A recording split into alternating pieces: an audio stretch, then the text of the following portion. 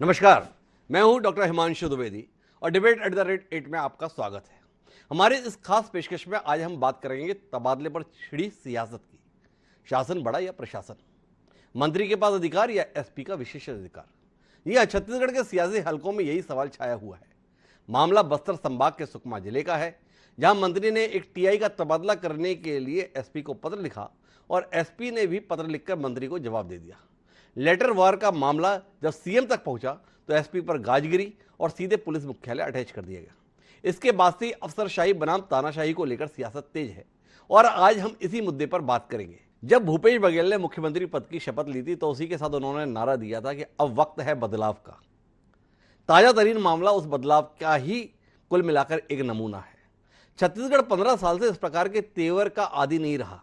अमूमन उस दौर के जो तमाम मंत्री थे वो इस बात को लेकर निरीह नजर आते थे कि अधिकारी उनकी सुनते नहीं। निश्चित रूप से यह बदलाव है जिसमें कि एक अधिकारी के द्वारा नेताजी का ना सुनना उसे इतना भारी पड़ गया। तो आज हम इस पे ही बात करने के लिए दो खास मेहमानों को अपने स्टूडियो में बुलाए हुए हैं।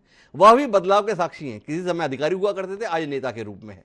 हमारे साथ दो खास मेहमान हैं। हमारे साथ बैठे हैं छत्तीसगढ़ सरकार के वरिष्ठतम अधिकारियों में शुमार रहे सर्जियस मिंज साहब, अतिरिक्त मुख्य सचिव पद से सेवानिवृत्त हुए, फिर प्रदेश के मुख्य सूचना आयुक्त रहे, बड़े जिम्मेदार पदों पर रहे सर्जियस मिंज जी। इस समय कांग्रेस पार्टी का दामन थामे हुए हैं। रायगढ़ संसदीय क्षेत्र से एक संभावना के रूप में लोग उन्हें व्यक्त कर रहे हैं। मिंज साहब, आपका बहुत बहुत स्वागत है। Thank you. और हमारे साथ में दूसरा जो चेहरा है वो भारतीय जनता पार्टी का प्रशासनिक जगत से आया हुआ एक ताजा तरीन चेहरा है। अपनी एक सशक्त उपस्थिति उन्होंने प्रशासनिक जगत में भी छेड़ी और अभी हालिया संपन्न विधानसभा चुनाव में भले ही सफलता ना मिली हो, लेकिन उन्होंने अपने संघर्ष से अपनी एक छवि तो प्रस्तुत की। तो हमारे बीच में ओपी चौधरी जी मौजूद हैं। तो चौधरी जी, आपका भी स्वागत है। धन्यवाद। तो शुरुआत चौधरी जी आपसे ही करते हैं। जी। आपसे शुरुआत इसलिए कर रहा हूं कि आप तो स्वयं अधिकारी रहे जी। हैं और आपके दौर में जो है तमाम मंत्रियों की लाचारी हम देखते रहते थे। तो ये जो दौर बदल रहा है, इस बदलाव को आप किस नजर से देखते हैं? ये लोकतंत्र की मजबूती के संदर्भ में है या आप अपने विशेषाधिकारों के हनन के संदर्भ में साथ खड़े हैं? मैं यही कहना चाहूंगा हिमांशु जी कि पहली चीज तो जितेंद्र शुक्ला किस तरह के अधिकारी हैं उसके बारे में हमको एक फीडबैक किसी को भी लेना चाहिए। मैं अभी 1 माह पहले ही नारायणपुर गया था। नारायणपुर से 38 किलोमीटर दूर अबूझमाड़ के क्षेत्र में घुसा। मुझे अंदर अंदर तक लोगों ने कहा कि एक एसपी जितेंद्र शुक्ला है, उसके कारण नारायणपुर से बासीन तक की सड़क बन पाई। वहां पे अब माड़ मैराथन आयोजित हुआ और अबूझ माड़ जो करवट ले रहा है उसको पूरे देश दुनिया में दिग्दर्शन कराने का काम इस एसपी ने किया। इस तरह के बहुत ही काबिल अधिकारी हैं, बच्चा बच्चा उनके काम का मुरीद है। इस तरह के अधिकारी रहे हैं और वो सर पे कफन बांध के नक्सल क्षेत्र में अपने जान की बाजी लगाकर काम कर रहे हैं। एक तरफ तो आदरणीय मुख्यमंत्री जी कहते हैं कि अगर जिले में कोई अपराध घटित होगा तो उसकी सीधी जवाबदारी एसपी की होगी, और दूसरे तरफ मंत्री एसपी की थानेदार की पोस्टिंग करेंगे। जबकि छत्तीसगढ़ पुलिस एक्ट 2007 देखिए, पुलिस रेगुलेशंस के एक्ट देखिए, क्लियर थानेदार की पोस्टिंग का अधिकार निश्चित रूप से एसपी को प्रदान किया गया है कानून में। मंत्री को इस तरह के अधिकार सीधे नहीं है और उसी तथ्य को उन्होंने एक शालीनता के साथ जवाब देते हुए बोला है। तो इसमें कहां किस चीज का कौन से एक्ट का उल्लंघन हुआ मुझे समझ में नहीं आता। तो ये दोहरा मापदंड कांग्रेस की सरकार अपना रही है और इससे निश्चित रूप से नक्सल क्षेत्र में जो प्रशासनिक अधिकारी काम कर रहे हैं उनके मनोबल इससे गिरेगा और इससे काफी नुकसान सिस्टम को, लोगों को होगा। ये बहुत बड़ा नुकसान तो आप तो बहुत ही दक्ष प्रशासनिक अधिकारी रहे हैं, लंबा आपके पास में अनुभव भी रहा। 2005 के आप अधिकारी हैं, नौकरी छोड़ने से पहले 13 साल आपने सेवाएं की जी। आपको अपने 13 साल में तमाम मंत्रियों के पत्र आते थे इस प्रकार की पदस्थापना के लिए? एक सामान्य चलन है, कार्यकर्ता या तमाम लोग आते हैं मंत्री के बाद, मंत्री से रिक्वेस्ट करते हैं, मंत्री का पीए जमाया फॉर्मेट होता है, उसी के अंदर नाम बदलता रहता है और पत्र जारी करता रहता है। इन पत्रों को कितनी तवज्जो आपने दी? क्या इस भाषा में आपने भी कोई पत्र लिखे थे जिसके अंदर मंत्री को सीधे सीधे ये कहा हो कि ये आपके अधिकार क्षेत्र में नहीं है और ये मेरा विशेषाधिकार है? ऐसा कोई पत्र आपके जहन में है जिसमें आपने ये कहा हो? नहीं, मैं इस तरह के पत्र निज सचिव को एड्रेस करते हुए ये पत्र जरूर लिखता कि अगर कोई काम नियम अनुसार या शासन के पात्रता अनुसार संभव ना हो तो निज सचिव को एड्रेस करते हुए निश्चित रूप से मैं मंत्री महोदय लोगों को पत्र लिखा करता था। निज सचिव को लेके आपको नहीं लगता कि जितेंद्र शुक्ल जितने भी काबिल अधिकारी हो, जितना भी बेहतर उन्होंने काम किया हो, लेकिन उनके पत्र की भाषा, उसका तरीका कहीं ना कहीं मंत्री की गरिमा को आहत करने वाला है? इस बात से आप इत्तेफाक नहीं रखते? मुझे लगता है कि उन्होंने साफगोई के साथ जो तथ्य है उसको मंत्री जी को अवगत कराया है।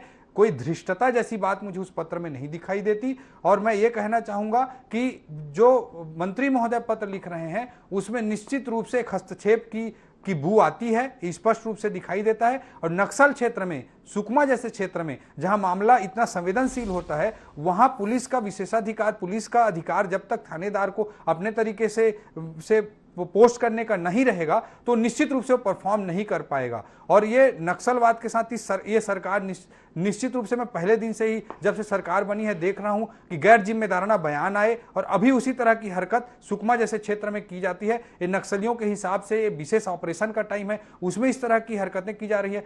शुरू से ही आप सरकार जब गठित हुआ, कोरबा में आप देखें कि कलेक्टर को मैं देख लूंगा तरह की बात की जाती है। तो कांग्रेस को लगता है कि रूल ऑफ लॉ कोई चीज नहीं है, कानून का शासन नहीं है, कांग्रेस का शासन है। दोनों चीजों में अंतर है चौधरी साहब, आप जो बात कह रहे हैं। जी, एसपी को इसलिए नहीं हटाया कि उसने मंत्री की बात नहीं मानी, ये बात बहुत स्पष्ट है। जी, आपत्ति इस बात पर है कि जिस लहजे में मंत्री को पत्र लिखा गया, ये लहजा स्वीकार्य नहीं हो सकता।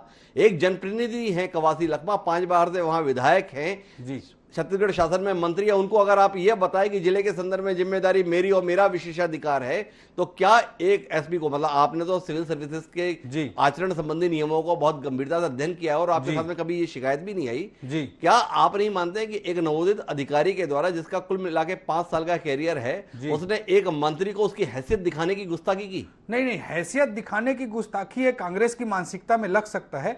पुलिस एक्ट स्पष्ट रूप से जो तथ्य बोलता है उसी तथ्य को उन्होंने लिखा है। भाजपा की सत्ता लेने के बाद आपको ये नहीं नजर आ रहा? निश्चित रूप से मैं जो तथ्यपरक चीजें हैं उसी को मैं स्पष्ट करना चाह रहा हूं। कांग्रेस की मानसिकता इस चीज में नहीं, हर जगह देखिए कि प्रशासन को आतंकित करने का काम कांग्रेस की सरकार कर रही है। राजधानी रायपुर में 2 महीने हुए हैं, 3 एसपी बन गए। इस तरह के अनेकों जिले हैं। दंतेवाड़ा में जिला शिक्षा अधिकारी 4 दिन में बदल के एक शिक्षा पोस्ट हो जाता है। सरकार का तौर तरीका क्या है, इस पर बहस की जा सकती है ओपी चौधरी जी। आपके जो बिंदु, वो बिंदु उसी का एक परिचायक है। लेकिन जो ये विषय है उसके संदर्भ में मैं सर्जियस मिंज साहब के पास आता हूं, क्योंकि सर्जियस मिंज साहब का भी लंबा प्रशासनिक तजुर्बा है।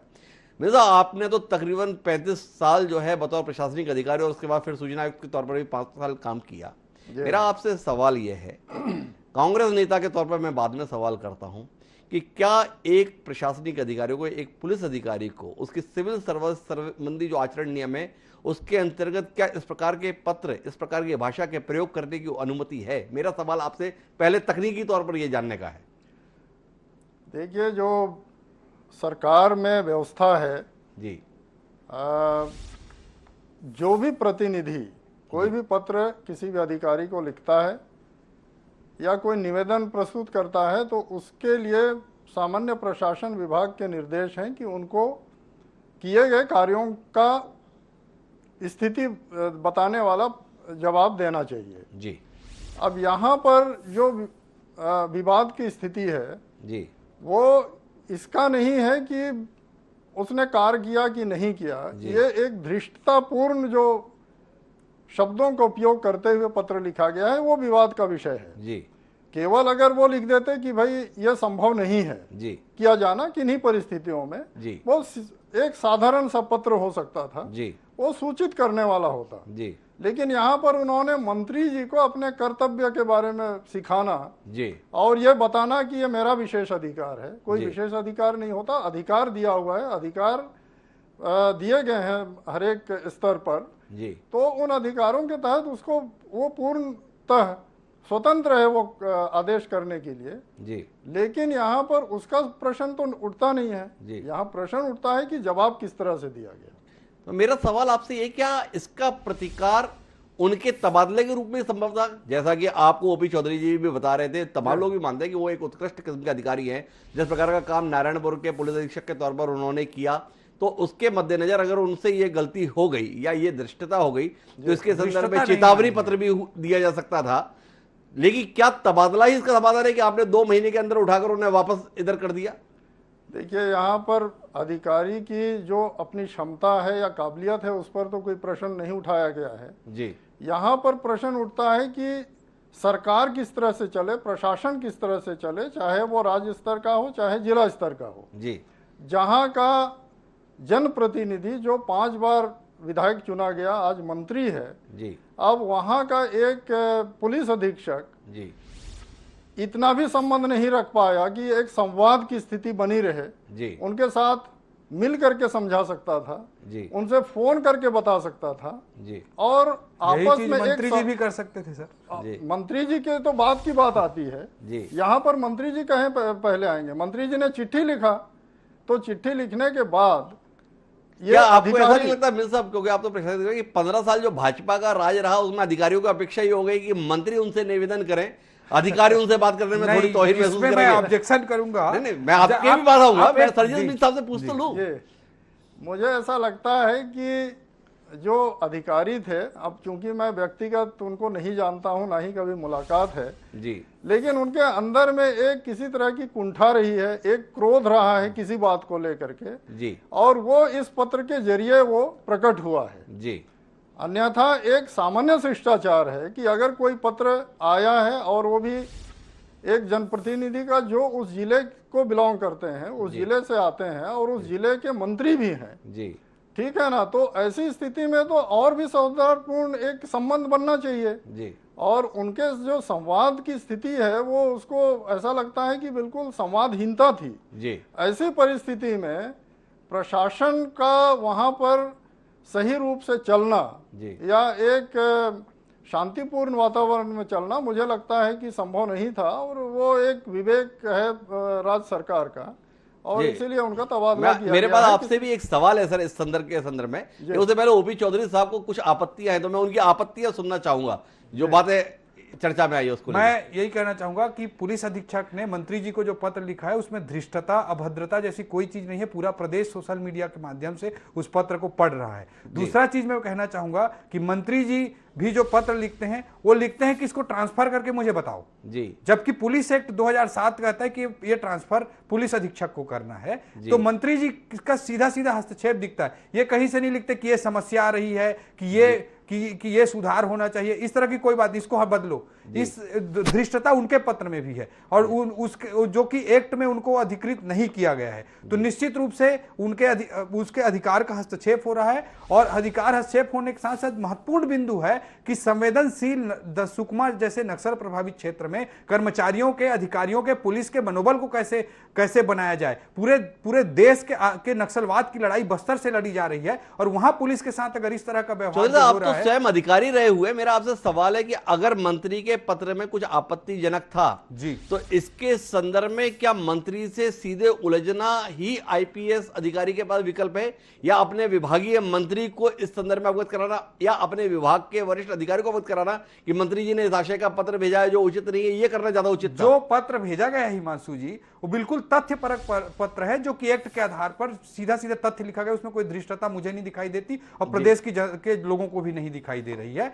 रहा सवाल कि ठीक है, निज सचिव को पत्र नहीं लिखा या पीएचक्यू के माध्यम से नहीं लिखा, ये बातें बहस हो सकती हैं, लेकिन एक छोटी तकनीकी त्रुटि, एक छोटी तकनीकी त्रुटि और दूसरी तरफ ओपी चौधरी जी आपसे अपेक्षा ये है का मनोबल, वो दोनों चीजों को हमको ओपी चौधरी जी आपको इस बहस में बुलाते समय हमारी अपेक्षा ये है कि आप नेता आज हैं जी, कल प्रशासनिक अधिकारी थे जी, प्रशासनिक अधिकारी के अंतर्गत एक स्पष्ट नियमावली है जी, जिसके अंतर्गत बिजनेस रूल्स है, जिसके अंतर्गत कि कोई अधिकारी अपने वरिष्ठ के संदर्भ में किस प्रकार से व्यवहार करे। जी, मेरा आपसे, आप तो बेहद काबिल अधिकारी रहे, कहीं किसी एक्ट में ऐसा नहीं लिखा है कि मंत्री जी को जवाब नहीं दिया जा सकता। मंत्री जी को जवाब देने के संदर्भ में मिल साहब मैं आपसे जानना चाहूंगा, क्या मंत्री को इस आशय का पत्र लिखने का अधिकार है अधिकारी को? कोई एक्ट बता दें जिसमें, आदरणीय सर मेरे बहुत सीनियर रहे हैं, कोई एक्ट बता दें जिसमें जवाब नहीं दिया जा सकता है लिखा हो। नहीं, सामान्य प्रशासन विभाग के बिल्कुल स्पष्ट निर्देश हैं कि अगर कोई भी जनप्रतिनिधि जो आज की तारीख में इस संदर्भ में मंत्री भी है जी, उन्होंने अगर कोई पत्र लिखा है तो उस पत्र में जो उठाए गए मुद्दे हैं उस पर कार्रवाई करके वो उसकी सूचना प्रदान। सवाल यह है कि पहला पत्र मंत्री जी ने लिखा, उसका जवाब बस दिया गया है, और वो भी तथ्यपरक जवाब। देखिए, जवाब दिया ना चौधरी ये तो स्पष्ट तौर पर है कि केवल जवाब नहीं दिया गया, जिस पत्र के अंतर्गत तथ्य होगा, जिसके अंतर्गत जितेंद्र शुक्ला सीधे बता रहे हैं पुलिस अधीक्षक नहीं बताएगा अधिकारी तो क्या बताएगा? देखिए उसमें नियम नहीं बताया, उन्होंने ये बताया कि पुलिस अधीक्षक के उक्त कार्य में किसी प्रकार की भारी हस्तक्षेप करना अथवा प्रभाव डालना उचित नहीं है। निश्चित रूप से नक्सलवाद जैसे सुकमा जैसे क्षेत्र को संचालित करने के लिए उनका मनोबल बनाए रखना और इस तरह का जो एक्ट में पावर दिए गए हैं उनको अगर आप बार बार ओपी चौधरी जी मंत्री पोस्टिंग करेंगे चौधरी और जी, पुलिस अधीक्षक की जिम्मेदारी तय होगी, ये कैसे चलेगा भाई? सिस्टम? मंत्री पोस्टिंग करेंगे, मंत्री ही तो कुल मिलाकर तय करते कि एसपी कौन रहेगा। कुल नहीं, मिलाकर इस प्रदेश की जनता जिन्हें अपना जनप्रतिनिधि चुनती है उनके हाथ में बागडोर सौंपती है। लोकतंत्र इसके लिए है। निश्चित रूप से लोकतंत्र इसके लिए है, लेकिन ट्रांसफर उद्योग चलाने के लिए लोकतंत्र नहीं है। इसके लिए लोकतंत्र नहीं है जिसमें माननीय उच्च न्यायालय को कमेंट करना पड़े कि आप कोर्ट को मत मानिए लेकिन कानून को तो मानिए। आप दोनों चीजों में विरोधाभास पैदा कर रहे हैं। निश्चित रूप जो से कार्रवाई है, मेरा सवाल जिस बिंदु पर है चौधरी जी, आप उस बिंदु को कहीं ना कहीं खो रहे हैं। सरकार ने जितेंद्र शुक्ला के खिलाफ कार्रवाई इस बात के लिए नहीं की कि मंत्री ने निर्देश दिया था और आपने उसका पालन नहीं किया। यह कहीं पर भी नहीं है। आपत्ति इस बात पर है कि जिस लहजे से आपने मंत्री के साथ व्यवहार किया वो स्वीकार नहीं है। और वो लहजे पर सवाल इसलिए है कि आपको नहीं लगता कि ये वक्त बदलाव का है, इस नारे के तहत सरकार ये कार्रवाई कर रही है? क्योंकि इससे पहले तो मंत्री लोग जिले के कलेक्टर एसपी को फोन लगाते रह जाते थे, फोन भी नहीं उठते थे। इसके दर्द तो कई मंत्रियों ने ट्रांसफर उद्योग चल रहा है, ये बदलाव हुआ है। माननीय उच्च न्यायालय को बोलना पड़ रहा है कि कोर्ट की मत मानिए तो कम से कम कानून की तो मानिए, ये बदलाव हुआ है। आप देख रहे हैं पूरा ट्रांसफर उद्योग चल रहा है प्रदेश में। जिस अधिकारियों को इसी सरकार ने पोस्ट किया उनको एक एक महीने के अंदर बदला जा रहा है। राजधानी में 3 एसपी हो गए 2 महीने में, 60 दिन में 60 चोरी हो गई। ये किस तरह की प्रशासनिक व्यवस्था है? मिर्जा, मैं आपके पास आता हूं। जो ये कार्रवाई हुई है इसके अंतर्गत पत्र को लेकर आपत्ति जताई गई और स्वयं मुख्यमंत्री भूपेश बघेल ने कहा कि उन्होंने जो पत्र लिखा इसके कारण से उनका तबादला किया गया। क्या आपको लगता है कि ये जो फैसला है ये यहाँ की ब्यूरोक्रेसी में एक आतंक का वातावरण बनाएगा? और अगर एक आतंक या दहशत के दबाव में अगर अधिकारी रहेंगे तो वो उतना बेहतर परफॉर्म नहीं कर पाएंगे जिसकी अपेक्षा जो है शासन प्रशासन से रहती है? देखिए, इसमें कोई आतंक का तो प्रश्न नहीं उठता है, क्योंकि जिस लहजे में एक पुलिस अधीक्षक ने पत्र मंत्री जी को लिखा है, वही बार बार मैं कह रहा हूँ जी। वो मंत्री जी को समझाने की कोशिश ये कर रहे हैं कि कानून व्यवस्था सुरक्षा व्यवस्था की जिम्मेदारी पुलिस अधीक्षक की होती है। ये कौन नहीं जानता है? क्या मंत्री जी नहीं जानते हैं कि सुरक्षा व्यवस्था की जिम्मेदारी है? और वो ये भी लिख रहे हैं कि अधीनस्थ कार्यरत थाना प्रभारियों के माध्यम से करते हैं और यह पुलिस अधीक्षक का विशेषाधिकार है जी। ये सभी को मालूम है, इसीलिए तो उन्होंने उनको रिक्वेस्ट किया। लेकिन मेरा सवाल आपसे ये है कि कवासी लखमा जी भूपेश बघेल जी के मंत्रिमंडल के सम्मानित सदस्य हैं और उसी मंत्रिमंडल में गृह मंत्री के तौर पर ताम्रध्वज साहू भी बैठते हैं। क्या ही उचित नहीं था कि कवासी लखमा एसपी को पत्र लिखने के स्थान पर ताम्रध्वज साहू से बात करते और यह आग्रह करते? जब मंत्री उनके साथ में बैठते हैं तो उसके स्थान पर एसपी पे दबाव डालने के लिए पत्र लिखने को आप कैसे मानते हैं? स्वयं हमारे साथी बता रहे हैं कि एसपी को यह अधिकार है। यह मंत्री जी को या किसी भी जनप्रतिनिधि को अधिकार मालूम है कि एसपी को अधिकार है पुलिस निरीक्षक को स्थानांतरण करने का जी। तो उन्होंने सीधे पत्र लिख दिया, उसमें कोई आपत्तिजनक कोई बात नहीं थी जी। मैं बार बार इस बात को दोहरा रहा हूं कि किसी भी जनप्रतिनिधि के द्वारा जो वहां की मांग होती है या वहां की परिस्थिति होती है वो बेहतर जानते हैं जी। और उन परिस्थितियों के आधार पर वो पत्र लिखते हैं जी। अब ये देखना कि वो सही है कि गलत है ये उस अधिकारी का काम है जिसको वो अधिकार मिला है जी। और उसके अनुसार उचित अनुचित के आधार पर निर्णय लेकर के उस जनप्रतिनिधि को सूचित किया जाना है।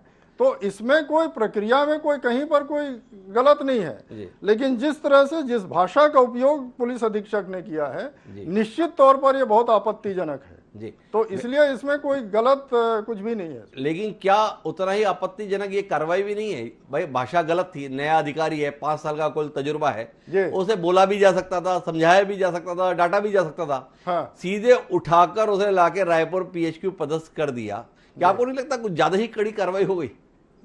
मुझे लगता है कि इस अधिकारी का जो संवाद का विच्छेद होना ऐसा लगता है जी। अन्यथा उसी जिले का पुलिस अधीक्षक या कलेक्टर वहां के मंत्रियों के साथ तो मंत्री के साथ सामान्यतः बहुत अच्छे संबंध होते हैं और आपसी चर्चा विचार विमर्श के साथ ही किसी भी मुद्दे का हल किया जाता है।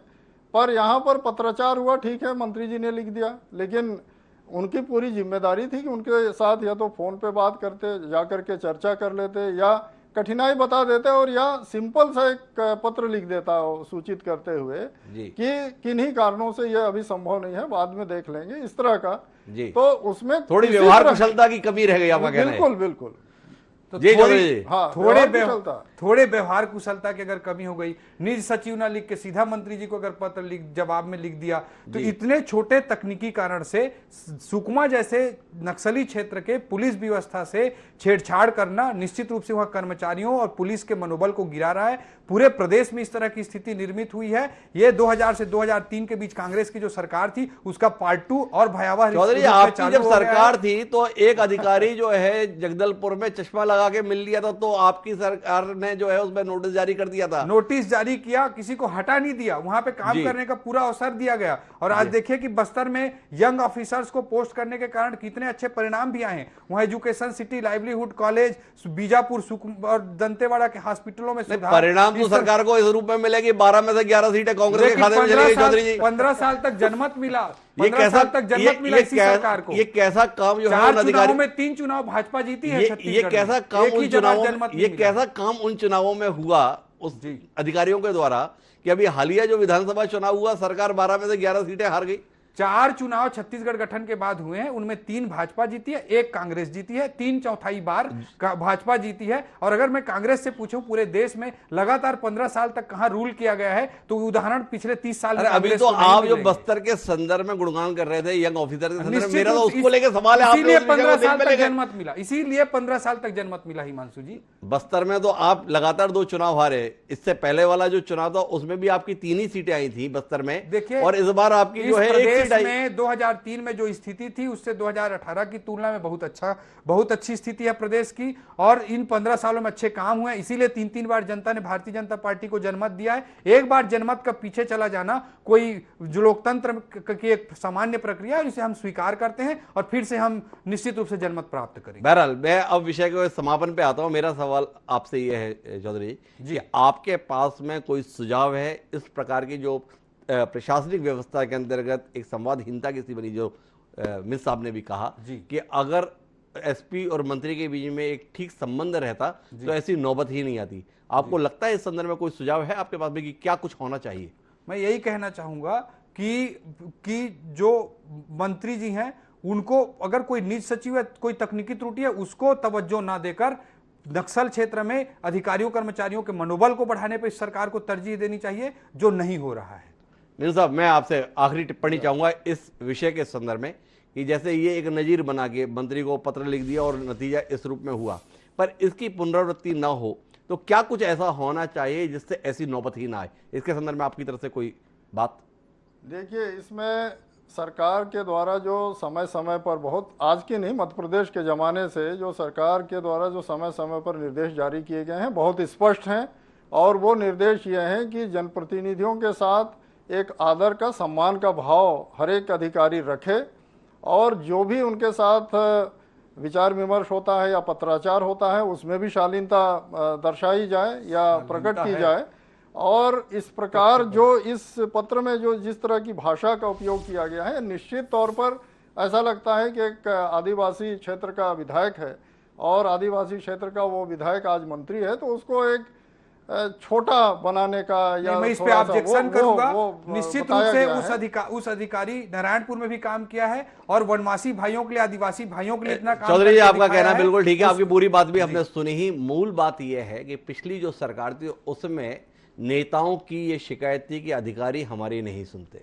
नई सरकार आई, इसमें अधिकारी ये समझ पा रहे हैं कि सरकार उनकी नहीं सुन रही, लेकिन लोकतंत्र के अंतर्गत अपेक्षा ये होती है कि जनता की अधिकारी सुने, अधिकारी की नेता सुने, नेता जनता की सुने। कुल मिला के एक संवाद की स्थिति होनी चाहिए। संवादहीनता की स्थितियां जब भी बनती हैं तब इस प्रकार की समस्याएं सामने आती हैं।